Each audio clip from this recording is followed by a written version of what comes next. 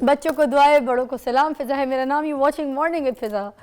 नाज़रीन, मैं एक चीज़ सोच रही थी, आज भी मैं अपनी बेटी को तैयार करके स्कूल के लिए भेजती हूँ ना, मतलब छोड़ती हूँ फिर उसके बाद इधर आती हूँ।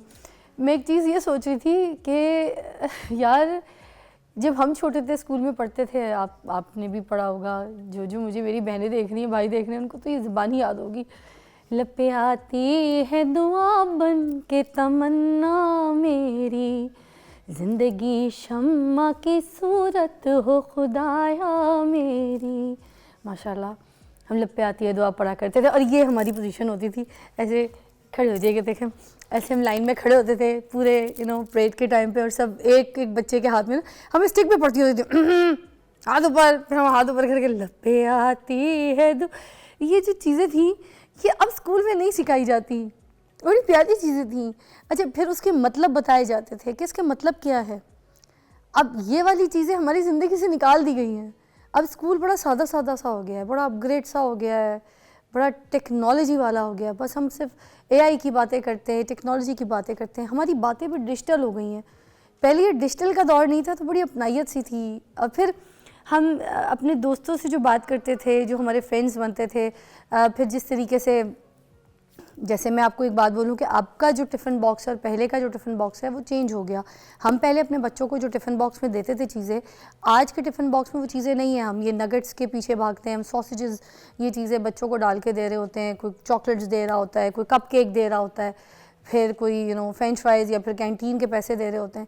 ये जो चीज़ें थीं पहले ऐसे नहीं थी। पहले ये थी कि अगर किसी का घर करीब है तो अम्मी या बहन जो लंच तैयारी हो रही होती थी, जो बन जाता था, जल्दी जल्दी कहते थे कि 10 बजे तैयारी कर लो, तो बच्चों को लंच फ्रेश जो है घर से भिजवाना है, चाहे अंडा पराठा हो, चाहे सालन हो, रोटी हो, कीमा हो, पराठा हो। अब हमने जान छुड़ाना शुरू कर दी है। हम पता नहीं कहाँ से, ये जो पहले की अम्मियाँ थीं जो घर बैठी हुई थी और जो आज की अम्मियाँ जो घर ही बैठी हुई हैं, वो इतनी बिजी क्यों हो गई हैं? क्या सोशल मीडिया की वजह से बिजी हो गई हैं कि हर वक्त उनको सोशल मीडिया को देखना? आपने देखा होगा जितनी भी अम्मियाँ, उनको डबल चिन का प्रॉब्लम शुरू हो गया because of the phone every time. जो हमारी आज की अम्मियाँ जो बहुत जवान है, उनके चेहरे का लास्टिक गिर गया है, फेस का जो लास्टिक है, कोलेजन है, वो गिर गया है। वाई? बिकॉज पोजीशन की वजह से हम यूँ रहते हैं, ठीक है। तो ये जो चेहरा आप गिरा के रखते हैं, आपका लास्टिक चीज़ें सब कुछ जो है ना बर्बाद हो जाता है। और फिर हम इसीलिए डिफरेंस देखते हैं कि पहले की अम्मी और आज की अम्मियों में बड़ा फ़र्क है। उनके पास बड़ा वेला टाइम था बच्चों को पालने का, बच्चों की तरबियत का, उनकी ग़िज़ा की डाइट का। आज की मम्मियों के पास नहीं है। They are very busy in social media, अपनी दोस्तों में बड़ा बिजी हैं लोग। एनीवे, थोड़ा टाइम निकाल के अपनी ज़िंदगी को बैलेंस करें तो हम डिजिटल अम्मियाँ ना बने, हम वही अम्मियाँ बने। अम्मियाँ वही अच्छी लगती हैं जो पुरानी थी, इसमें तो कोई शक नहीं है। एनीवे, आज हम बहुत सारी चीज़ों पे बात करेंगे, जिसमें एक और चीज़ के ऊपर मुझे लगता है नज़रसानी करनी चाहिए और जिस पे बात नहीं की गई, वीपीएन को जो बंद किया जा रहा है, ये क्या सही है?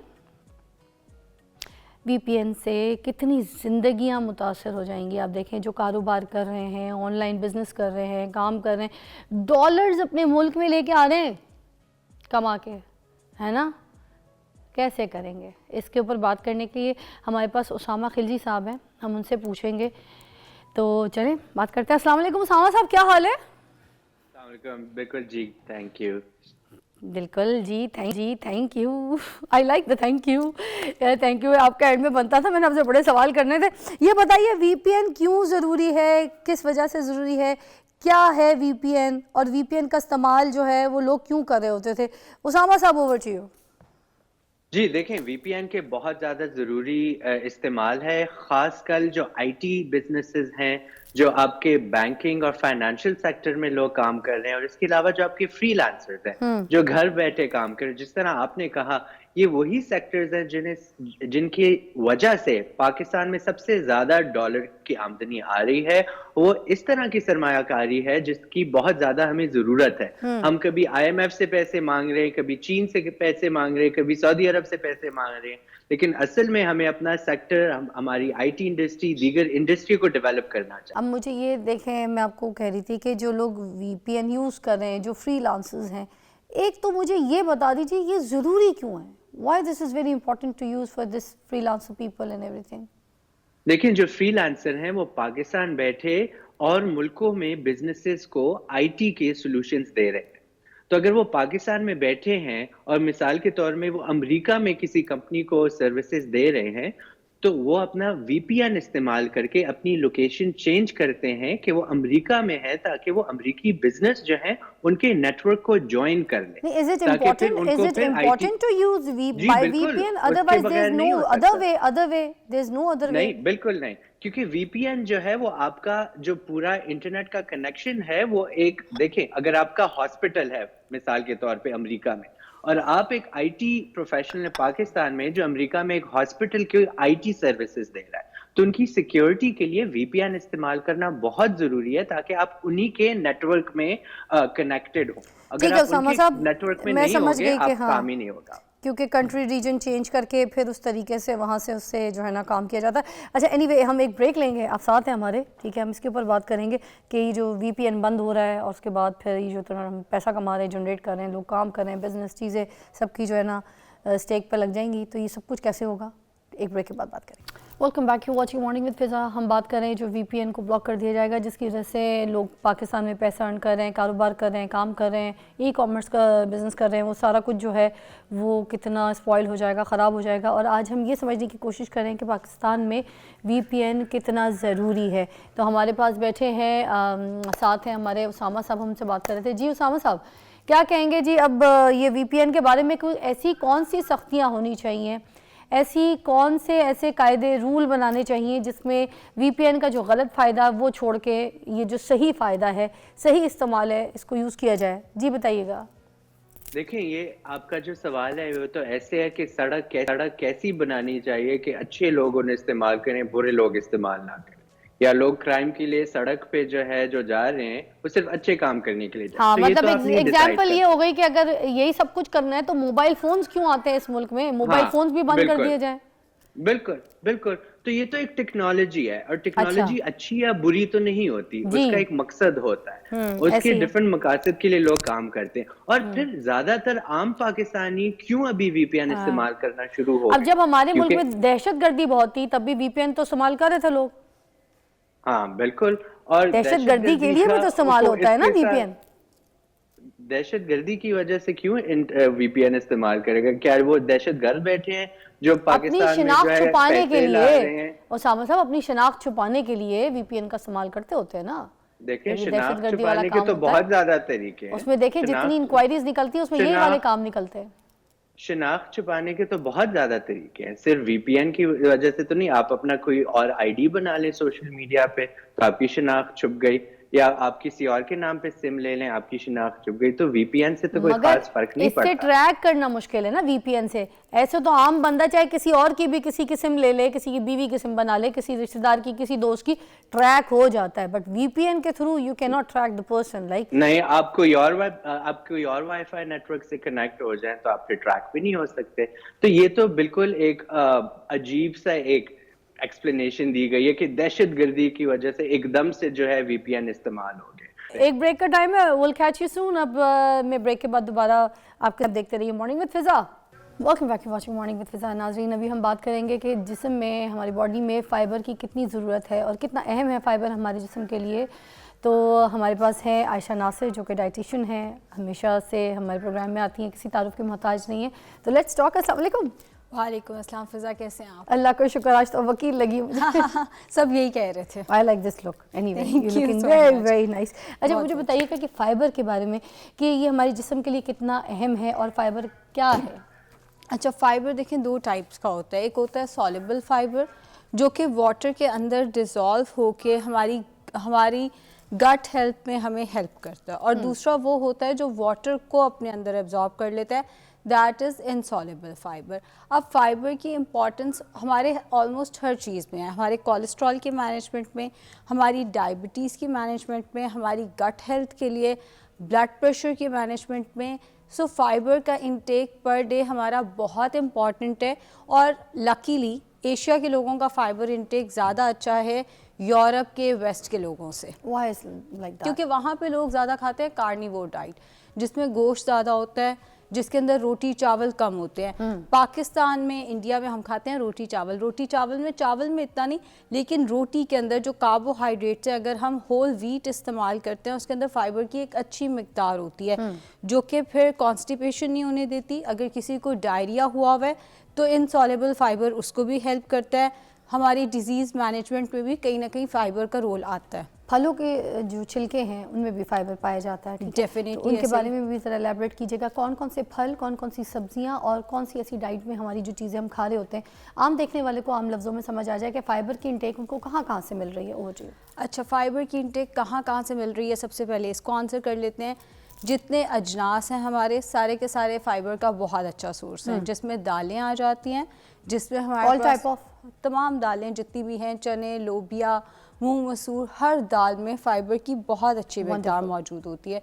इसके साथ साथ हमारे अजनास के अंदर जितने हमारे पास आटे आ जाते हैं, जौ का आटा आ जाता है, जई का आ जाता है, गंदम का आ जाता है। गंदम में फ़ाइबर ग्लूटेन की वजह से गंदम जो है वो कॉन्स्टिपेशन में सबसे ज़्यादा अच्छी है। जितना ग्लूटेन ज़्यादा होगा कॉन्स्टिपेशन, उतने कॉन्स्टिपेशन के चांसेस जो हैं वो कम हो जाएंगे। अच्छा। हाँ, बहुत सारे लोग जब लोग ग्लूटेन डाइट पे शिफ्ट करते हैं या ग्लूटेन फ्री डाइट पे शिफ्ट करते हैं, उन्हें पहला चैलेंज यही आता है कि उनको कॉन्स्टिपेशन का मसला तो शुरू ये हो जो जाता है। छिलका होता है इस बगोल का, ये तो अंदर भी बहुत अच्छी तरीके ये तो से है ही सारा का सारा पूरा का बेसिक। पूरा, हाँ, हाँ। सीलियम हस्क जिसे इसबगोल का छिलका कहते हैं या इसबगोल, ये बेसिकली है प्रॉपर ही फाइबर है। एग्जैक्टली।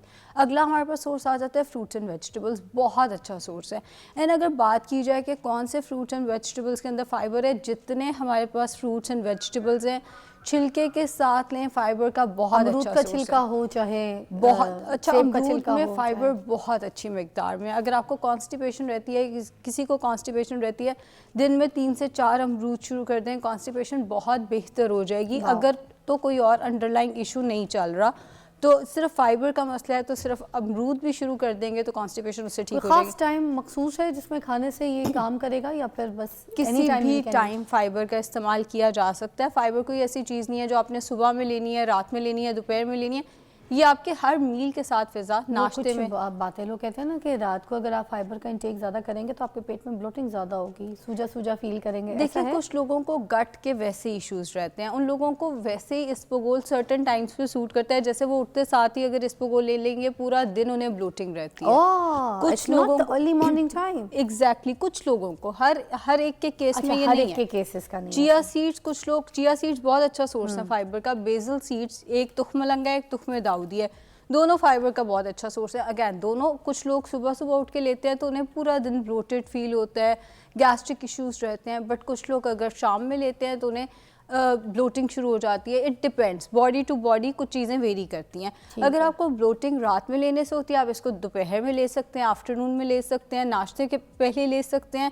अगर आपको सुबह लेने से ब्लोटिंग होती है, आप इसको शाम के टाइम पे ले सकते हैं। थर्ड, मुझे सब्जियों में भी बता दें कि पता हो। सब्जियां भी, जितनी सब्जियां हैं सारी की सारी फाइबर का बहुत अच्छा सोर्स है। स्पेशली गोभी, बैंगन, पालक, सब सारी की सारी, wow. Specially green leafy vegetables जो हैं वो फाइबर का बहुत अच्छा सोर्स होती हैं। उसमें ज़्यादा होता ही फाइबर है, इतना फाइबर होता है फिजा कि उसका अपना फाइबर ही जो उसके अंदर, पालक के अंदर आयरन है, उसको बाइंड कर लेता है अपने साथ। तो हम लोग समझते हैं ना कि पालक आयरन का बहुत अच्छा सोर्स है।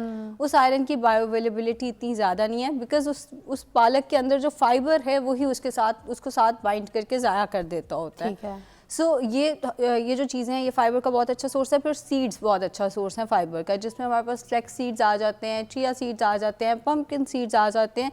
ये सारे भी All type of। सारे सीड्स। और नट्स में भी फाइबर मौजूद होता है। ऑल्दो नट्स के निस्बत फ्रूट्स एंड वेजिटेबल ज़्यादा अच्छे सोर्सेज हैं, बट नट्स के अंदर भी फाइबर मौजूद खजूर में होता है। भी? खजूर के अंदर भी, जो हमारे पास ड्राई फ्रूट है, खजूर ड्राई फ्रूट है ना बेसिकली, तो खजूरों के अंदर भी फाइबर अच्छी मिकदार में देखिए, आज मौजूद आपने है। फाइबर की कितनी अच्छी चीज़ें हमें एलैबोरेट की। हमें पता चल गया कि जो हम सोर्स अपने खाने में जो भी चीज़ें इस्तेमाल कर रहे हैं उसमें कितना सोर्स शामिल है इसका फाइबर का, और इंटेक किस तरह से लेनी है ये भी आपने बताया। मुझे बताइए कि हाजमे के लिए क्या बहुत अच्छा है फाइबर? हमारी आधे से ज़्यादा मसले ना हमारी गट से शुरू होते हैं। अगर आपका हाजमा ठीक नहीं है, आपके बहुत सारे मसले तो वहीं से शुरू हो जाते हैं। अब अगर किसी को बहुत ज़्यादा कॉन्स्टिपेशन रहती है, उसने इस्तेमाल करना है सॉलेबल फाइबर, वो फाइबर जो पानी के अंदर जज़ब हो जाता है, जिसमें हमारे पास इसबगोल में 70% सॉलेबल फाइबर मौजूद है। फ्रूट्स एंड वेजिटेबल्स में मेनली सॉलेबल फाइबर जो है वो मौजूद होता है। अब दूसरा आता है इनसॉलेबल फाइबर। जिन लोगों को डायरिया का मसला रहता है, बार बार उनका पेट ख़राब हो जाता है, या जिन लोगों को IBS का मसला है, उस केस में उनको इनसॉलेबल फाइबर, ऐसा इसबगोल जो अपने, ऐसा फाइबर जो अपने अंदर पानी जज़ब कर लेता है, वो वाला फाइबर इसमें हेल्प करता है। तो डायरिया हो या कॉन्स्टिपेशन हो या IBS का भी इवन मसला हो, तो फाइबर बहुत ज़्यादा हेल्प करता है एंड हाजमे को बेहतर रखता है।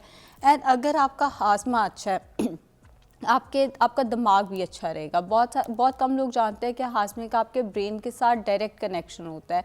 अगर आपकी गट हेल्थ अच्छी है, आप एक्टिव फील करते हैं, आप चीज़ों को ज़्यादा अच्छे से समझ सकते हैं, आप मेंटली जिसे हम कहते हैं आप एक्टिव होते हैं एंड आप बहुत ज़्यादा अटेंटिव भी होते हैं अगर आपकी गट हेल्थ अच्छी है तो। अच्छा, जैसे आप कह रही हैं ना डायरिया में, तो क्या इस तरह से कॉन्स्टिपेशन हुआ है उसमें जैसे छिलका इस्तेमाल हो ही रहा है, लोग खा रहे हैं, तो डायरिया में भी ले सकते हैं? एग्जैक्टली डायरिया के केस में आपने उसमें पानी कम डालना है, पानी कम डालना है। इसके अंदर 30% इनसॉल्युबल फाइबर होता है। अब अगर आप दही में डाल सकते हैं? दही में डाल के भी इस्तेमाल किया जा सकता है। बेसिकली आपने उस केस में फ्लूइड कम रखना है अगर आप डायरिया के लिए इस्तेमाल करें।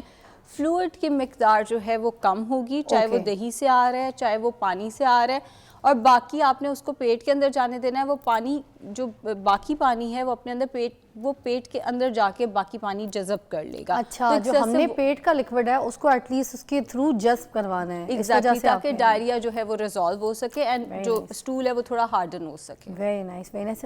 एक ब्रेक लेंगे, उसके बाद हम ये पूछेंगे गुड बैक्टीरिया क्या होता है, फिर आप डिटेल में बताइएगा। आपको मिलते हैं एक छोटी सी ब्रेक के बाद। कॉल्स भी आपकी शामिल करेंगे क्योंकि आयशा नासिर हमारे साथ मौजूद हैं, डाइटिशियन हैं, और इनसे बहुत से लोग बहुत कुछ पूछना चाहते हैं अपनी सेहत के हवाले से। तो आज हम फाइबर के ऊपर बात कर रहे हैं। किसी को भी कोई अपनी हेल्थ इशू के हिसाब से कोई बात करनी है, कोई डाइट के हिसाब से बात करनी है, you can call, Ayesha is here, हम आपकी कॉल्स भी शामिल करेंगे, ठीक है। मैं पूछना चाही थी गुड बैक्टीरिया क्या होता है, इसके बारे में बहुत से लोगों को इल्म नहीं है, आप ज़रा एलैबोरेट कर दें। क्या फाइबर गुड बैक्टीरिया के लिए काम करता है? अच्छा, गुड बैक्टीरिया की बात कर लेते हैं कि ये होता क्या है। हमारे पेट में बहुत तरह की चीज़ें होती हैं, हमें उसका अंदाज़ा नहीं होता। सबसे पहले आ जाता है healthy bacteria and unhealthy bacteria. Healthy bacteria वो है जो हमें डाइजेशन में हेल्प करता है। अनहेल्दी बैक्टीरिया वो होता है जो हमें कहीं ना कहीं प्रॉब्लम कॉज कर रहा होता है। अब हेल्दी बैक्टीरिया डाइजेशन में कैसे हेल्प करता है? सबसे पहले तो वो फाइबर या वो कार्बोहाइड्रेट्स जो खुद से ब्रेक डाउन नहीं कर पा रहे होते या डाइजेस्टिव सिस्टम उनको ब्रेक डाउन नहीं कर पा रहा होता, गुड बैक्टीरिया उनको डाइजेस्ट करने में, उनको ब्रेक डाउन करने में हमें हेल्प करता है। इसके साथ साथ ये विटामिन B12 हो गया, विटामिन K हो गया, उसको बनाने के लिए जो एंजाइम्स चाहिए, गुड बैक्टीरिया उसके सिंथेसिस में भी यानी उसको बनाने में भी हमें कहीं ना कहीं हेल्प कर रहा होता है। इसके साथ साथ ये एंडोक्राइन सिस्टम के लिए भी हेल्पफुल होता है, यानी ये हमारी शुगर को रेगुलेट कर रहा होता है, हमारी हंगर को कि हमें भूख कितनी ज़्यादा लगेगी उसको रेगुलेट कर रहा होता है, हमें बहुत ज़्यादा फीलिंग ऑफ फुलनेस ना आए, या जब हम खा रहे हैं तो एटलीस्ट फीलिंग ऑफ फुलनेस आ जाए, यानी हमारी स्टाइटी को मेंटेन करने में भी गुड बैक्टीरिया एक इम्पॉर्टेंट रोल प्ले कर रहा होता है। क्या ये जो फाइबर है ये कोलोन कैंसर के ख़तरे को कम करता है? डेफिनेटली, लेकिन फिज़ा जितने टाइप्स ऑफ कैंसर्स हैं ना उसके इतने रीजंस हैं, एंड आज तक कैंसर एक ऐसी चीज़ है जिसका एग्जैक्ट रीज़न अननोन होता है। हम आपको ये नहीं कह सकते कि आप फाइबर इस्तेमाल करते रहेंगे तो आपको कोलोन कैंसर नहीं होगा, लेकिन ये उसके ख़तरे को, उसके चांसेस को डेफिनेटली कम कर सकता है। आपके जितनी गट हेल्थ है उसके जितने मसले मसाइल हैं, अगर आपका रेगुलर इंटेक ऑफ फाइबर है तो ये उन मसले मसाइल को कम कर सकता है, एंड कोलोन कैंसर भी उसमें से एक है। गारंटी देना, जैसे कई फिज़ा पिछले दिनों एक केस हुआ, किसी ने एक फार्मेसी पे केस किया कि आपने तो कहा था फिश ऑयल खाएंगे तो मुझे हार्ट अटैक नहीं आएगा, मैंने फिश ऑयल खाया मुझे हार्ट अटैक आ गया। सो अब उसमें मल्टीपल रीजंस भी तो इन्वॉल्व थे ना। हम एक स्टेटमेंट दे देंगे फाइबर खाते रहेंगे तो कोलोन कैंसर नहीं होगा, ये बिल्कुल गलत है, बिकॉज हमें कैंसर के एग्जैक्ट कॉजेज़ ही आज तक नहीं पता चल सके, एग्जैक्ट कॉजेज़ बिल्कुल। हाँ, लेकिन ये है कि आपके चांसेस ऑफ कैंसर से फाइट करने के, या आपके जो कैंसर होने के चांसेस है वो कम हो जाते हैं अगर आप फाइबर का इंटेक करते हैं। ओके, अच्छा मुझे बताइएगा कि ये जो फाइबर है ये कॉन्स्टिपेशन के लिए जैसे आपने कहा कि काम करता है बड़ी अच्छी तरीके से, तो क्या सिर्फ फाइबर के थ्रू ही कॉन्स्टिपेशन ठीक हो जाता है या फिर कोई और भी इसके साथ? इट डिपेंड्स कि अंडरलाइंग इशू चल क्या रहा है। कई दफ़ा फिज़ा क्योंकि सीवियर प्रॉब्लम होता है, अगर किसी को है तो आपको पता है बड़ा सीवियर रहता है। बिल्कुल ऐसे ही है। कई दफ़ा खुदा ना खास्ता कैंसर, अभी हम कैंसर की बात कर रहे थे, कई दफ़ा ऐसे ऐसे मसले होते हैं कि पेशेंट उनको इग्नोर कर रहे होते हैं, लेकिन वो कॉन्स्टिपेशन उसका एक सिम्टम हो सकती है। अगर तो कोई अंडरलाइंग इशू नहीं है, जस्ट जैसे बच्चों को कॉन्स्टिपेशन हो जाती है या बड़ों को कॉन्स्टिपेशन हो जाती है, जस्ट सिर्फ कॉन्स्टिपेशन का मसला है, तो उसका हल ही ये है कि आप फाइबर का इंटेक अपना एंड वाटर का इंटेक। आप फाइबर खाते जाएंगे, साथ पानी का इस्तेमाल नहीं कर रहे, तो सॉल्युबल फाइबर ने उसके अंदर जज़ब कैसे होना है। आप just soluble fibre and water का इंटेक बढ़ा देंगे तो कॉन्स्टिपेशन का मसला डेफिनेटली रिजॉल्व किया जा सकता है, एंड सिर्फ फाइबर के इंटेक से ही किया जा सकता है अगर कोई और अंडरलाइंग इशू साथ नहीं चल रहा। अच्छा, फाइबर एकदम से भूख को जो है नॉर्मलाइज कर देता है, ऐसे ही है। सेटल कर देता है, ठीक है। मुझे ये बताइएगा क्या वज़न कम करने के लिए भी फाइबर की इंटेक बहुत बेहतर काम करती है या नहीं? वेट लॉस में डेफिनेटली फाइबर बहुत हेल्प करता है, चाहे आप वो इसबगोल से ले रहे हो, इसबगोल का भी या हम रोटी अक्सर- से? या रोटी से ले रहे हो, चाहे आप वो फ्रूट से ले रहे हो, चाहे आप वेजिटेबल से ले रहे पर हो। अब लोग तो इसमें- ये बात करते हैं रोटी खा रहे हैं इसलिए मोटे हो रहे हैं, रोटी चावल छोड़ो, ये मिथ क्या है, ये भी बताएं ना, मगर एक कॉल के बाद, ठीक है। अस्सलाम वालेकुम जी। हेलो हेलो, कौन है? आपको आवाज आ रही है जी? हेलो। हाँ आ रही है। अस्सलाम वालेकुम जी, कौन है? हेलो। जी अजीम साहब, क्या सवाल है? हाँ अजीम साहब, आपको आवाज़ आ रही है? कॉल ड्रॉप हो गई। अच्छा, तो ये जो मिथ है कि वज़न कम नहीं हो रहा क्योंकि रोटी चावल नहीं छोड़ रही है मेरी बेटी मेरी बहन, तो ये कैसे फिर आप कह रही हैं कि रोटी खाने से वज़न भी कम हो जाएगा क्योंकि फाइबर इंटेक जा रही है? Moderation is the key. Please रोटी चावल मत छोड़ा करें। जब भी आप वेट लॉस कर रहे हैं, रोटी का इंटेक, चावलों का इंटेक रखें, लेकिन मॉडरेशन समझें। आप दिन में अगर आपकी रिक्वायरमेंट है लेट से 2 रोटियां और आप 4 रोटियां खा रहे हैं तो डेफिनेटली आपका वेट गेन होगा। अच्छा। मगर अगर आप अपने कैलोरीज के अंदर रह के रोटी का इस्तेमाल करते हैं, आप चावलों का इस्तेमाल करते हैं, हेल्दी फैट्स का इस्तेमाल करते हैं, फ्रूट्स का इस्तेमाल करते हैं, तो कभी भी आपका वेट गेन नहीं हो सकता। कोई मौजज़ा ही है कि आप कैलोरी डेफिसिट के अंदर और फिर भी वेट गेन होना शुरू हो जाए। बेसिकली तो आपने कैलोरी डेफिसिट पे रहना है, उसमें आप बेशक कैलोरी डेफिसिट में रह के 4 रोटियां खा लें। इट डिपेंड्स कि आप कैलोरी डेफिसिट से बाहर तो नहीं निकल रहे। ठीक है, मिसेस उस्मान की कॉल है। अस्सलाम वालेकुम जी।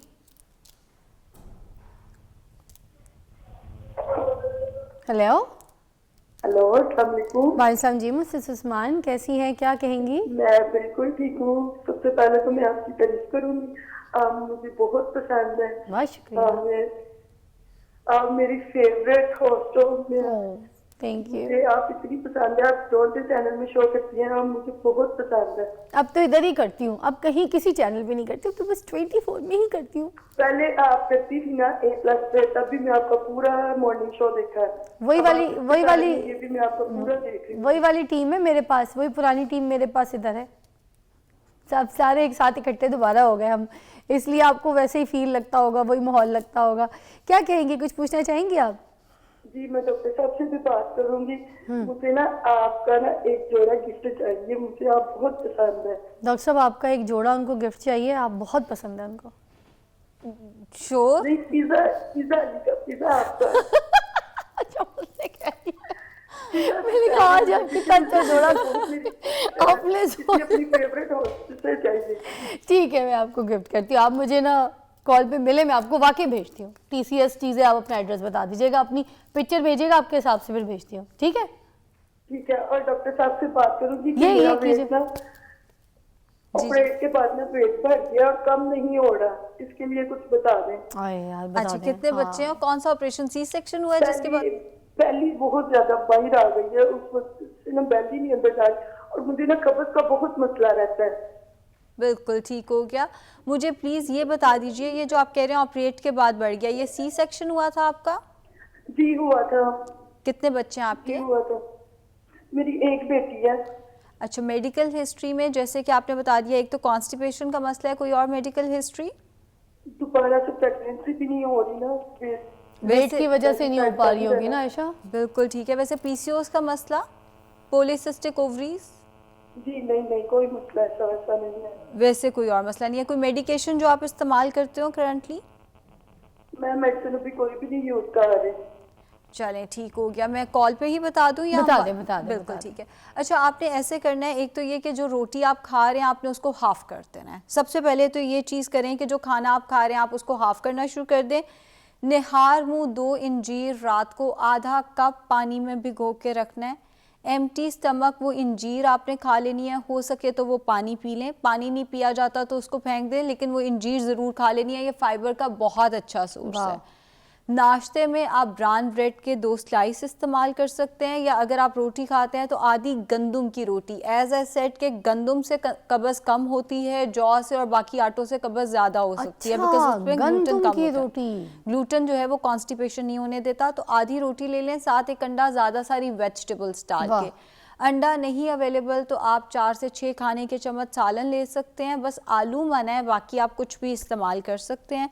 आलू मना है, किसी बेक्ड पोजीशन में भी वो सालन के तौर पे मना है, वैसे बेक्ड फॉर्म में आप इस्तेमाल कर सकते हैं। वो फिर केला वगैरह चीजें, हाँ केला वगैरह सोर्स ऑफ फाइबर अच्छा है एग्जैक्टली वो भी इस्तेमाल किया जा सकता है। बट चूंकि वेट लॉस करना है तो एक दिन में एक केले से ज़्यादा जो है वो इस्तेमाल ना किया जाए, या अंगूर भी हैं तो वो 17 to 24 ग्रेप्स तक इस्तेमाल किए जाए अगर आप वेट लॉस कर रहे हैं। दिन 11 से 12 बजे दही का एक प्याला ले लें, एक मेजरिंग कप में जितना दही। ये बाजार का खुला दही भी खा सकते हैं? डेफिनेटली खाया जा सकता है, उसको खाने में भी कोई हर्ज नहीं। और अगर कब्ज़ का मसला ज़्यादा रहता है तो उसके अंदर प्रोबायोटिक साशे, ये जो हम अभी बात कर रहे थे गुड बैक्टीरिया क्या है, इसको बेसिकली हम प्रोबायोटिक्स कहते हैं। ठीक है, मैं हम कोई ब्रांड एंडोर्स नहीं करेंगे, किसी भी ब्रांड का प्रोबायोटिक साशे बीच में ऐड करके वो चम्मच से वेरी नाइस। वो तो वैसे ही अच्छा प्योर फाइबर है ना, और वो हल भी हो जाता है। एग्जैक्टली, और फ्लेवर भी दे देता है। फ्लेवर भी दे देता है। ग्रीक योगर्ट भी इस्तेमाल कर सकते हैं? ग्रीक योगर्ट भी डेफिनेटली इस्तेमाल किया जा सकता है। What is better, the Greek yogurt और द अदर योगर्ट? अच्छा फिजा, ग्रीक योगर्ट के अंदर प्रोटीन की रेशो ज़्यादा है एंड फैट की परसेंटेज एंड कार्ब्स की, सॉरी फैट की परसेंटेज भी ज़्यादा है, कार्ब की परसेंटेज कम है।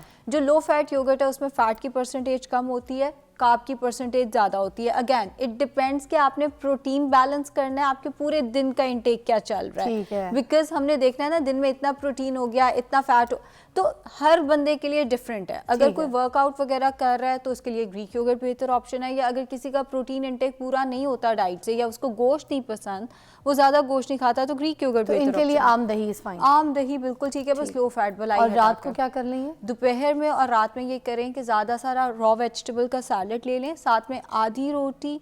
अगर चावल खाने हैं 10-12 खाने के चम्मच चावल, चावलों में उतना फाइबर नहीं होता जितना रोटी के अंदर होता है, तो रोटी को प्रेफर करना है, और साथ ज़्यादा सारा सालन ले लें। अगेन आलू मना है, आलू खाना है तो रोटी की जगह पर एक दरमियाने साइज का बेक्ड पोटैटो इस्तेमाल किया जा सकता है, वो फिर रोटी की जगह, और साथ सालन चम्मच। जी आबाश, जबरदस्त। सोहा है इस्लामाबाद से, अस्सलाम वालेकुम जी सोहा। वालेकुम अस्सलाम, फिजा कैसी हैं आप? आपका प्यार है, कैसी हैं आप बताएं, क्या पूछना चाहेंगी? मुझे भी यही समझे, आपका ही प्यार है, बहुत अच्छी हूँ मैं भी आपकी तरह। माशाल्लाह, लव यू। अच्छा, तो मैं एक्चुअली मैं डॉक्टर साहब से पूछना चाह रही थी। बेसिकली ना मैं मेरे ना 4 बच्चे हैं, चारों सी सेक्शन के। अच्छा। मैंने IBS की पेशेंट थी मैं, तो मैं अंडर वेट हुई। अब मैंने वेट गेन किया था, लेकिन अब मैं अपने आप को ना थोड़ा सा मेंटेन रखना चाह रही थी। बेसिकली अब मेरा इशू ये है कि जो मेरा टमी का फैट है ना, वो फैट नहीं कर रहा। मैं 3 मंथ से वर्कआउट भी कर रही हूँ, लेकिन लोअर टमी जो है ना, उस पर वैसा इफेक्ट नहीं होता। अच्छा, वेट है कितना? वेट कितना आपका? मेरा पहले 86 था, नाउ आई एम 82। लेकिन ये मैंने ये प्लान किया था कि मैं बहुत ग्रेजुअली अपने वेट को लॉस करूंगी, एकदम से नहीं करूंगी, क्योंकि आपको पता है वो मसल लॉस हो जाते हैं और फिर और प्रॉब्लम्स हो जाती हैं, आप अच्छे नहीं लगते उस तरह। और हाइट क्या आपकी? 5'8" हाइट है मेरी। 5'8" हाइट है। ऐसा है कि आपका वेट ओवरऑल ही ज़्यादा है, बट कुछ एरियाज़ पे जो स्टबन एरियाज़ होते हैं उन पे फैट ज़्यादा होता है। अब 82 आपकी हाइट के हिसाब से ज़्यादा है, आपका मैक्सिमम वेट 65, चलें हद है तो 68 तक होना चाहिए बच्चों के बाद मैक्सिमम वेट। ओवरऑल ही आपको वेट रिड्यूस करना है। आप कोई 10-12 किलो या 14 किलो वजन कम करेंगे तो आपका बेली फैट का मसला भी रिजॉल्व हो जाएगा। अब weight overall, again weight overall ही ज़्यादा है तो उसमें फिर ये वाला कि वो कहाँ पे आता है, कुछ लोगों का थाइस पे आ जाता है, कुछ लोगों के बाजू जो है वो लटकना शुरू हो जाते हैं। डिपेंड्स कि वो आया कहाँ पे हुआ है। सेकेंडली आपने अपना एक फैटी लिवर का टेस्ट करा लेना, आप उसका अल्ट्रासाउंड भी करा सकते हो, आप अपने LFTs खाली पेट भी करा सकते हो, ठीक है, कि हमें पता चल जाए ये जो एब्डोमिनल ओबेसिटी है ये कहीं फैटी लिवर की वजह से तो नहीं है, जिसकी वजह से स्टॉक बना हुआ है और वहां से बेली से फैट शेप बॉडी होना या ऐसे लगना कि पेट पे मटका पड़ा हुआ है, ये मैं बार बार कहती हूँ, ये फैटी लिवर की अलामात में से है। अल्लाह खैर करे। सो एक दफ़ा फैटी लिवर का अपना टेस्ट कराएं। एंड वेट बढ़ते हुए टाइम लगता है तो वेट लॉस होते हुए भी टाइम लगता है। अब आप आहिस्ता आहिस्ता वेट लॉस कर रहे हो, बहुत अच्छी बात है, आप वर्कआउट कर रहे हो, बहुत अच्छी बात है, बट फिर रिजल्ट्स थोड़े से मतलब आहिस्ता आहिस्ता आएंगे। 4 से 6 महीने अपने आप को दें, बॉडी को रीएडजस्ट होने का टाइम दें, इंशाल्लाह यू विल बी फाइन। ज़बरदस्त। और हमारे पास सोबिया है लाहौर से, उनसे बात करेंगे। अस्सलाम वालेकुम। अस्सलामुअलैकुम, मैं रिया साजिद बात कर रही हूँ। अच्छा जी, कैसी हैं? तो मेरी बेटी है 22 साल की, तो उसकी हाइट है 5'8", ठीक। उसका वेट है 90। उसका वेट है 90 kgs, 90 राइट? kg। जी जी, वो चावल और रोटी नहीं छोड़ती, फिर बर्गर उसको पसंद है। तो उसका वेट 22 एज है, तो उसकी कैसे वजन कम हो? 5'8" उसकी हाइट है, बहुत और छोटी उसका उम्र है, 90 हाँ kg है। नहीं, बहुत छोटी उम्र की लड़की है, जिस वेट थोड़ा सा ज़्यादा है, आप सही परेशान है। Good mother. चले बताएं। फिज़ा, इसी शो पे ना एक दफ़ा मैं आई हुई थी और साहिर भाई बैठे थे। साहिर भाई ने एक बहुत अच्छी बात कही थी कि जो अपनी मदद नहीं करना चाहता ना, उसकी कोई मदद कैसे कर सकता है। द थिंग इज़, अगर बच्चे को खुद ही, अब वो 22 साल की हैं, इस्लामिक पॉइंट ऑफ व्यू से वो शादी के काबिल हैं, विच मीन्स कि वो इतनी मेच्योर हैं कि वो अपना अच्छा बुरा समझ सकें। कहने का मकसद ये है, 22 साल के बच्चे को, ऑल्दो हमारे लिए वो बच्चा है बिकॉज हमारी उम्रें थोड़ी ज़्यादा हैं, उसको जब तक खुद एहसास नहीं ना होगा, माँ पीछे जितनी मर्जी पड़ी रहे कि वेट लॉस कर लो, पहले तो उसको खुद से सेल्फ रियलाइजेशन होनी चाहिए कि मेरा वेट ज़्यादा है। अगर आप मुझे एक चीज़ बताएंगे और मुझे अपने अंदर वो प्रॉब्लम नज़र ही नहीं आ रही, तो मैं उसको ठीक कैसे करूँगी? सबसे पहले बच्चा खुद आइडेंटिफाई करे। दूसरा, वो कह रही है वो बर्गर पिज्ज़ा खाती है, अगर बच्चा जंक फूड नहीं छोड़ा तो उसको रिवॉर्ड के साथ एसोसिएट करें। इस बात का मतलब ये है कि अगर उसने 15 दिन बहुत अच्छी डाइट की है, 15 दिन के बाद उसको रिवॉर्ड के तौर पे पिज्ज़ा बर्गर मिलना चाहिए। हमारा अलमिया ये है कि ये जो जंक फूड है ये हमारी रूटीन का हिस्सा बन गया है, कि हमें वो एबनॉर्मल नहीं लग रहा कि वो डेली बेसिस पे या वो वीकली बेसिस पे ये गलत मलत चीज़ें खा रही हैं। सो ये 15 दिन में एक दफ़ा, और इस पे पेरेंट्स का कहीं ना कहीं कंट्रोल आना ज़रूरी है। फिर रोटी चावल वो नहीं छोड़ सकती, कोई बात नहीं, बिल्कुल मत छोड़ें, हम ये कहेंगे भी नहीं कि रोटी चावल छोड़ें। हाँ, ये बल्कि काफ़ी देर से आयशा यही बता रही है कि रोटी और चावल जो है उसको अपनी डाइट में से निकाले नहीं। तो ये तो आज के शो से आप ये बात समझ जाएं कि डाइट में शामिल करना है आपको, क्योंकि it's source of fibre as well, और बाकी चीज़ों से भी बचाता है। बल्कि रोटी उन्होंने कहा कि वेट कम करने में काम करता है। वो भी गंदम की रोटी है ना। अच्छा, एक छोटी सी ब्रेक अर्जेंट है, वो ज़रूरी है लेना, फिर हम दोबारा ज्वाइन करते हैं, ठीक है? Welcome back, you watching morning with Fiza. Ayesha Nasir हमारे साथ मौजूद है, डाइटिशियन है, और आज हम यहाँ पर बात कर रहे हैं फाइबर के ऊपर कि हमारी बॉडी के लिए कितनी इंपॉर्टेंट है। आपकी कॉल्स भी शामिल करेंगे, बट लास्ट जो कॉल्स होंगी ले सकूँगी, मेरे पास टाइम बहुत कम रह गया। मुझे बताइए, डायबिटीज़ को कंट्रोल करने के लिए भी फाइबर काम करता है क्या?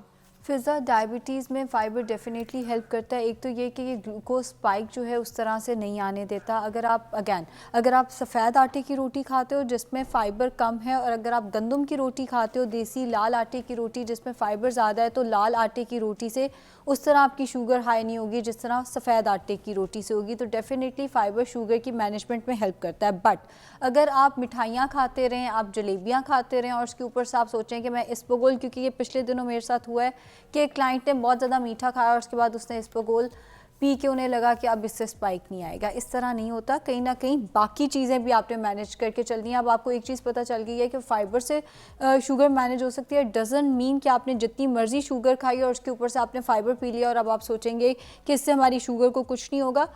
हर चीज़ की एक इस्तेमाल का तरीका होता है, आपने उसके साथ बाकी चीज़ों को भी लेके चलना है। अगर मैं कहूँ फाइबर से शुगर की मैनेजमेंट हेल्प हो सकती है, लेकिन आप मीठा खा के उसके ऊपर से फाइबर खा लेंगे तो उसने कोई हेल्प नहीं करनी। क्या फ्रोज़न सब्जियां और जो फल होते हैं वो भी फाइबर बरकरार रखती हैं या नहीं? उस तरह से नहीं, जिस तरह से हमें नेचुरल या फ्रेश फ्रूट्स एंड वेजिटेबल्स का फाइबर मिल जाता है। लेकिन फ्रोज़न वेजिटेबल्स, अगर जैसे बहुत सारे ममालिक या फ़िज़ा जहाँ पे इस वक्त ठंड बहुत ज़्यादा है, जहाँ पे fresh fruits and vegetables available नहीं है, वहाँ पे फ्रोज़न वेजिटेबल्स एंड फ्रूट्स का इस्तेमाल करना चाहिए, ना होने से बेहतर ही है। बट जहाँ आपके पास ऑप्शन है फ्रेश फ्रूट की या फ्रोज़न फ्रूट की, तो हमेशा फ्रेश फ्रूट को प्रेफर करें। न्यूट्रिएंट्स एंड उसके अंदर जो टेक्सचर है या जो फाइबर है वो उसका ज़्यादा बेहतर होगा। वैसे ठंडे मौसम का सारा सफ़र शुरू हो जाएगा, तो फिर इसमें तो सब्जियां अगर लेकर आते हैं या फल लेकर आते हैं, वो बाहर रखें तो ख़राब भी नहीं होती। रात भर खाना भी बाहर रख देते हैं तो ख़राब नहीं होगी, टेम्परेचर तो आपको पता है इस तरीके का हो जाता है। तो ऐसे कर लिया करें तो फिर बेहतर है, ना कि फ्रिज में रखें। नहीं, दोनों तरह से। अगर आप फ्रिज में रख रहे हैं वो फ्रोज़न नहीं होता। फ्रोज़न वो होता है जो आपने ओवर द टाइम 3-4 माह के लिए फ्रीज किया। जैसे टमाटर लोग कर देते हैं ना, फ्रीज उसमें उसको ग्राइंड करके फ्रीज कर देंगे। एक्जेक्टली, वो तो जमा आप हांडी में इस्तेमाल कर रहे हो, उसका इतना मसला नहीं है। वो आप फ्रोजन भी इस्तेमाल कर सकते हो। फ्रोजन फूड आइटम्स का नुकसान नहीं है। अगर आप टमाटर को फ्रीज करके, मटर वगैरह पैकेट में मिलते हैं, उनको फ्रोज कर दिया, हाँ जी, उसको इस्तेमाल करने का कोई नुकसान नहीं है। But when it comes to fibre and nutrients, तो बेहतर है आप फ्रेश फ्रूट्स का इस्तेमाल करें। लेकिन अगर वो फ्रेश फ्रूट अवेलेबल ही नहीं है आपके मुल्क में या आपके शहर में, तो उस केस में बेहतर है कि फिर आप फ्रोजन की तरफ चले जाएं। एक और कॉल है हमारे पास जी, कौन है? अस्सलाम वालेकुम। हुमैरा। जी अस्सलाम वालेकुम। हुमैरा क्या हाल है जी, क्या पूछेंगी? वालेकुम सलाम जी। बाजी मैं आपकी फैन बोल रही हूँ, बहुत बढ़िया, मुझे बहुत अच्छी लगती है। बहुत शुक्रिया जी, बहुत प्यार है आपका। क्या पूछना चाहेंगी मेरी जान? हमेशा मुस्कुराती रहे, Thank ऐसे हंसती रहे, चमकती रहे, दमकती रहे। आमीन, थैंक यू। हमें भी कोई राज बता दे, क्या राज है आपको? हमेशा से देख रही है आपको। मैं खुश रहती हूँ, मैं कुछ भी नहीं करती, खुश बहुत रहती हूँ। मेरी बेटी मुझे बहुत खुश रखती है। मैं नाश्ता बहुत अच्छी तरीके से करके आती हूँ, उसके बाद भी खाती पीती रहती हूँ, एंजॉय करती हूँ लाइफ को। मेरी एक्टिव लाइफ बहुत है, मैं एक्टिविटी बहुत करती हूँ। जिम भी मैंने जाना शुरू कर दिया। मैं पिछले 9 महीने 8 महीने से जिम नहीं जा रही थी, अब मैं ज़्यादा जिम भी जाती हूँ, एक्सरसाइज भी करती हूँ, यू नो। तो ये सब कुछ मेरी रूटीन का हिस्सा है। बस यही है, खुश रहती हूँ, खाती पीती हूँ, खुश रहती हूँ, काम करती रहती हूँ, घर के भी सारे काम करती हूँ, सब कुछ करती हूँ। कोई सवाल और पूछना चाहती हूँ तो डॉक्टर साहिबा? मेरी बेटी है, उसकी हाइट बहुत छोटी है। किसकी बेटी की? 16 साल की है तकरीबन, और उसकी झुर्रियाँ पड़ने लग गई है। अभी 16 साल की बच्ची है, तो तकरीबन से ना तो ऐसे झुरी सी होने लग गई है। तो वो ना इससे बाबू बच्ची बड़ी परेशान रहती है, ऐसे कि स्कूल रहता है। अच्छा, तो आप मियाँ बीवी की हाइट छोटी है? मियाँ बीवी की हाइट छोटी है? उसकी वजह से मियाँ बीवी की हाइट छोटी है, नॉर्मल है? नॉर्मल है, नहीं बिल्कुल मोटी नहीं है, समार सी है, बिल्कुल पतली सी है। नहीं, हाइट कद जो है आप मियाँ बीवी का नॉर्मल है या फिर छोटा कद है? नहीं नॉर्मल कद है, नॉर्मल कद है, मगर वो है किसी बार कर डॉक्टर साहब से पूछते हैं। और दूसरा नहीं, आंखों के नीचे ना ऐसे बिल्कुल झुर्रियाँ सी पैदा हो जाती हैं, जैसे हंसती है ना तो ऐसे लाइन सी पड़ना शुरू हो जाती है। 16 साल की उम्र की बच्ची को झुर्रियाँ पड़ी हैं यार? ओके जवाब देते हैं यार, ये परेशानी वाली बात है, क्या बात कर रहे हैं यार? अच्छा, उसमें मल्टीपल फैक्टर्स आ सकते हैं। ये सबसे पहला तो ये आता है कि हाइड्रेशन मेंटेन की जाए। फिजा, वैसे मैं स्किन की डॉक्टर नहीं हूँ, लेकिन मैं चूंकि स्किन के हमारे डॉक्टर्स आते रहते हैं तो मैं बता सकती हूँ कि मॉइस्चराइज़र को अप्लाई किया करें। अगैन बेहतर स्किन का डॉक्टर बता सकता है। जहाँ तक हाइट की बात है, एक दफ़ा उनका थायराइड का टेस्ट करा लें, विटामिन डी एंड कैल्शियम का टेस्ट करा लें। बाकी ये देख लें कि माँ बाप और दादा दादी की हाइट कैसी है, एंड कैल्शियम विटामिन डी पे जरा जोर करें, टेस्ट भी करा। Thank you so much Ayesha, had a great time with you. बड़ा सही कहा आपने, शो बड़ी अच्छी रिसर्च, बड़े लोगों की हेल्प की। आपसे फिर मुलाकात करेंगे, मगर थैंक यू सो मच। एक ब्रेक के बाद back, you watching morning with Fiza, and साथ साथ ये देखें मेरे क्या है, सबरोसो, माय फेवरेट। ठीक है, ये बहुत ही ज़बरदस्त है, मेरा तो बहुत ही फेवरेट है नाजरीन, मुझे तो बहुत ही अच्छा लगता है हर लिहाज से।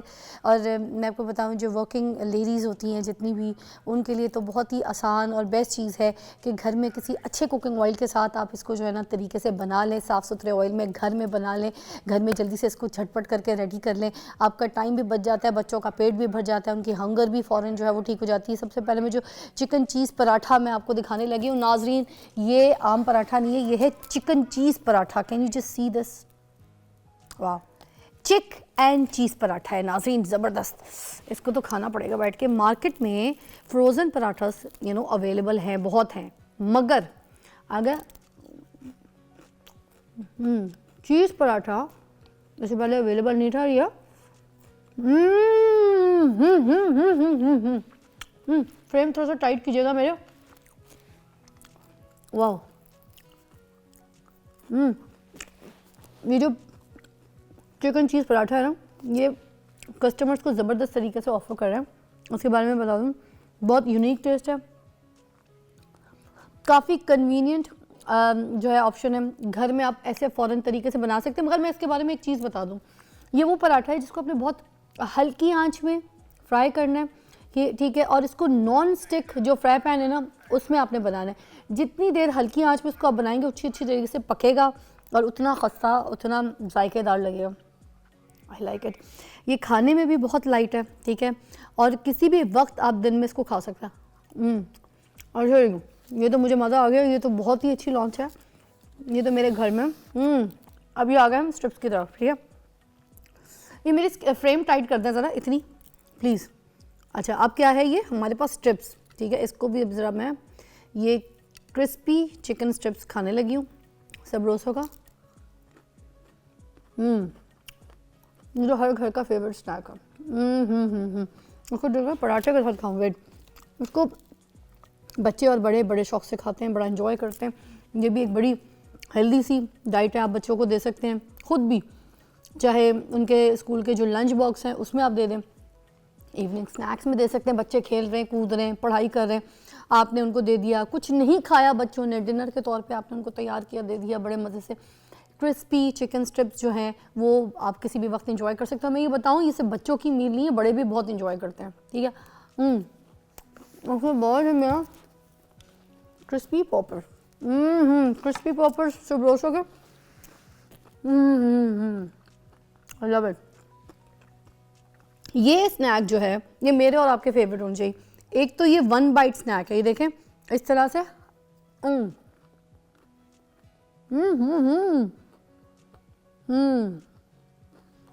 Very nice and very tasty.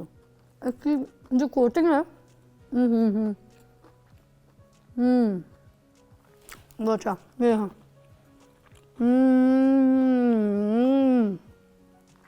Wow, इसकी कोटिंग इतनी अच्छी है, इसकी भी, इसमें थोड़ा सा क्रिस्प बना भी है, लिटली सॉफ्ट एज वेल, ठीक है। Try them out. ये तो मैं खाऊंगी, आपसे मैं मुलाकात करूंगी कल, क्योंकि अब मेरा ये मील टाइम शुरू हो गया, मेरे सामने सबरोसो आ गया, मैं हाथ वाथ भी धो लूँ और भैया खा लूँ। मैं खा लेती हूँ पहले सही से, ठीक है, एक ब्रेक लेते हैं। Welcome back, watching morning with Fiza. मेरे पास बड़ी प्यारी सी मेहमान आई हैं, बड़ी प्यारी सी व्लॉगर हैं जिन्होंने मुझे अभी ज्वाइन किया है, 12 साल की हैं। और मैं इनके बारे में बताऊं कि इशाल फातिमा जो हैं 12 साल की प्यारी सी नन्ही सी गुड़िया, ये अपने वालिद साहब जो सुहेब हैं साहब, उनके साथ ये गुजरात तक हो आई हैं और किस पे हो के आई है ये आप सुनिए। अस्सलाम वालेकुम। वालेकुम अस्सलाम। क्या हाल है लड़की? मैं ठीक हूँ, आप कैसी हो? तुम कैसी हो? मैं ठीक हूँ। छोटी सी गुड़िया बैठ जाओ। अच्छा मुझे बताओ, तुम किसके ऊपर बैठकर सफ़र करके आई हो, कहाँ करके आई हो, ये बताओ। बाइक पे। कौन सी वाली बाइक? 150 सीसी इन्फिनिटी की। और जब तुमने मुझे बताया, मैंने तुम्हें क्या कहा, मजाक करी है? यही बोला था? जी। अब बाबा के साथ? जी बाबा के साथ। ये बाबा हैं। अस्सलाम वालेकुम जी, कैसी तबीयत है आपकी? अल्लाह का करम है जी, खैरियत। यार क्या दोस्ती है, क्या याराना है बेटी के साथ, क्या प्यार है माशाल्लाह है। बहुत अच्छा बॉन्ड ये हेल्दी रिलेशन, ये मुझे बहुत अच्छा लगा। जी जी। तो बेगम ने इजाज़त दे दी थी कि बेटी को इतनी दूर तुम ऐसे ले जाओ बाइक पे इस तरह? थोड़ा लास्ट ईयर हमने एक टेस्ट राइड किया था बाटाकुंडी तक, तब ज़रा काफ़ी ज़्यादा रेजिस्ट उन्होंने किया था। हाँ। इस दफ़ा हमारे इरादे देख के शायद उन्हें था कि ये नहीं रुकेंगे, तो इतना ज़्यादा उन्होंने इस दफ़ा रेजिस्ट नहीं किया। अच्छा, this is not the first time, पहले भी आप? हाँ जी, लास्ट ईयर हमने एक टेस्टर किया था जी। हाँ। बाटाकुंडी तक गए थे। अच्छा, वो कितनी दूर लगा आपको? वो नारायण से कुछ थोड़ा सा बाइक के हिसाब से? बाइक पे तकरीबन उस पर 12-13 घंटे लग जाते हैं। और इस दफ़ा फिर हम जो है वो खुंजराब नेशनल पार्क तक गए और फिर वापस। और ये कितनी देर का सफ़र था? ये टोटल टूर हमारा 6 दिन का था, स्टॉप ओवर्स के साथ हमें तकरीबन 2.5 दिन वहाँ पहुँचने में लगे। How many stop overs you took? 2 रातों का, मतलब एक रात हम बाटाकुंडी में ही रुके और नेक्स्ट हुंजा में। बस बीच में बार बार भूख लगती थी, कुछ स्नैक्स खाने को दिल करता था है, क्योंकि सफ़र में तो वहाँ पर ज़्यादातर रास्तों में जो चीज़ें मिलती होती हैं, चाय तो पराठा तो कढ़ाई, तो दिल तो नहीं उकता गया था कि इतने दिन तक बाबा जो है बस मुझे यही चीज़ें खिला दें? नहीं नहीं, मेरा नहीं ऐसा होता, मैं नाश्ता करके जाते थे, फिर हम लोग फिर अब स्टॉप मुझे पता था कहाँ कहाँ मेरे टाइप की चीज़ आएगी, लेस वगैरह वगैरह, तो मैं उस लिहाज से खाना नाश्ता करती थी। अच्छा, तो सपोर्ट करती थी बाबा को है? ये तंग करती थी, अब सर्दी लग रही है, हवा तेज़ हो रही है, ज़रा मैं पोजीशन सही नहीं है बाबा, मैं थक गई हूँ, बाइक पे बैठी मेरी कमर दुख रही है, ज़रा रोक दें अब, इस तरह की कोई बात होती थी या बस? नहीं, मैं एंजॉय किया? एंजॉय करती हूँ, मैं बड़ी छोटी एज से जा रही हूँ ना पहाड़ों में। बड़ी छोटी है? अच्छा, अभी तो तुम बुढ़ी अम्मा हो गई हो ना। कितने साल की होगी तुम? 80 साल की? 12 साल की बच्ची कहती है तुम बहुत छोटी एज से जा रही। ये छोटी एज तो तुम्हारी अब शुरू हुई है, नन्नी काकी तो हो तुम, कैसी बातें कर रही हो हैं? तो अभी तुम दादी हो? नहीं। अब आगे क्या इरादे हैं? ये देखें, मैं पिक्चर भी दिखा रही हूँ, आप पीछे भी देख सकते हैं। 12 साल की बच्ची अपने बाबा के साथ कहाँ कहाँ सफ़र करी है, कैसे कैसे दूर जा रही है, क्या इरादे? ये बच्चे अभी ये सोच रहे हैं, मैं कह रही हूँ आगे क्या इनके इरादे होंगे, किधर चीन को ट्रैवल करके आ जाओगी तुम तो बाइक पे, हैं चीन भी चली जाओगी तुम। अच्छा, और क्या इरादे हैं, क्या ख्वाब हैं, क्या देख रही हो फिर ज़िंदगी में आगे? जो चीज़ें करी हो, चैलेंजेस फेस करी हो, अभी से बाबा की ये ट्रेनिंग है, आगे क्या करो? पहले तो पूरा पाकिस्तान घूमूंगी, उसके बाद पूरा वर्ल्ड। बाइकर बनने का शौक है? जी, बाइकर ट्रैवलिंग का। ओके, ये ट्रेनिंग दे रहे हैं अभी आप इसको, ये ख्वाब इसका पूरा कराएंगे आप? जी बिल्कुल। तो अभी से कोई हल्की आंच पे चलाना सिखाते हैं बाइक? जी, थोड़ा बहुत कर लेती है, राइड करती है। कर लेती है? हाँ जी, ये है कि मैं साथ बैठा हूँ तो कर लेती है, क्योंकि वो बाइक थोड़ी वेट उसका ज़्यादा है और जब बॉडी किटिंग उसकी एक्सटेंशन तो पाव लग जाते हैं इसके बाइक को पूरे सही से? एक साइड से लग जाता है, दूसरी साइड से। यार हाँ, थोड़ा सा तो प्रॉब्लम भी होगा। अच्छा, तो ये वाली चीज़ें आपने प्रैक्टिस कराना शुरू करा दी है? जी, उसकी ट्रेनिंग चल रही है। वाह, तो किस एज में आप इसको इजाज़त देंगे प्रॉपर इसको तैयार करके कि ये प्रॉपर भी ट्रैवल करे? जब लाइसेंस बन जाएगा 18 तो फिर उसके बाद ये प्रॉपर राइड करेगी। अभी ये है कि मैं साथ ही होता हूँ तभी अलाउ है, उसके अलावा नहीं। वाह, तो कोई कंपनीज कोई ऐसी चीज़ जो आपको सपोर्ट भी कर रही हो जब आप इस तरह बेटी के साथ ट्रैवल करते हैं? कहीं से कोई ऐसी कंपनी का कोई अर्निंग भी कुछ इस सोच के साथ आपकी हुई है? नहीं, फिलहाल कोई तो स्पॉन्सर्स ऐसे मिले? नहीं, अभी तक तो कोई ऐसा नहीं तो अब सिनेरियो। तो मिल जाएंगे, क्योंकि इतनी छोटी सी उम्र में देखे ना, ये तो अचीवमेंट है। जी बिल्कुल, कि बच्चे इतना एंजॉय कर रहे हैं। तो फिर अगर पढ़ाई या कोई चीज़ें होती हैं तो ये क्या बैग शैग भी अपना साथ बाइक पे लेके निकलती है या फिर उस टाइम के लिए नहीं हो? वो छुट्टी टाइम है, वो छुट्टी। अच्छा, बच्चे मैंने देखा है वाकई थोड़ा सा ना, ये जब से डिजिटल पढ़ाई आई है बच्चे बड़ा डिस्टर्ब हो गए। ठीक है, वो तो इतना डिस्टर्ब है, वो कहते हैं हम घर भी ऐसे आते हैं जैसे बस हमने हाजिरी लगानी है, फिर बस घर पे भी बैठ के जो 2 दिन छुट्टी मिलनी है पढ़ना ही है।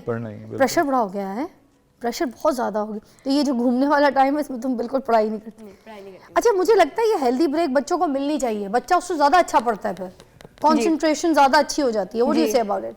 जी ऐसा ही है, कंसंट्रेशन ज्यादा अच्छी हो जाती है, ब्रेक के बाद ज्यादा अच्छा होता है। तो good student as well, like जी सही मजे का क्लास में? जी, ब्राइट स्टूडेंट हूं मैं अपने स्कूल की डिप्टी हेड गर्ल भी इलेक्ट हुई हूं। गिव मी 5 यार, गिव मी 5 यार, गिव मी 5। वाओ, क्या बात जी। तो अब ये जो पढ़ाई के साथ साथ भी सिचुएशन है, बाइकर तो देखो एक साइड लाइन चीज़ है, this is not the future, this is your hobby as well, this is achievement, but besides this what you want to become, like what, हम क्या कहें कि ईशल फातिमा ने बड़े होके ये बनना है, बाबा के साथ क्या प्लान्स है, क्या ख्वाब है, वो भी मुझे बताओ।